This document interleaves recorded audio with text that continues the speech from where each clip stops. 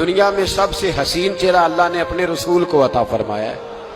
نبی پاک کا چہرہ بھی حسین ہے. مکھ چند بدر شاہ شانی ہے, متھے چمک دی لاٹ نورانی ہے, کالی زلف تے اکھ مستانی ہے, مخمور اکھی ہے مد بھری.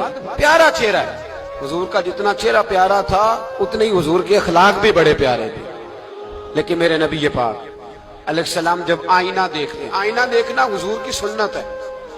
کوئی سنت سمجھ کے آئینہ دیکھے گا تو ایک دفعہ دیکھنے پر 100 شہیدوں کا ثواب ملے گا.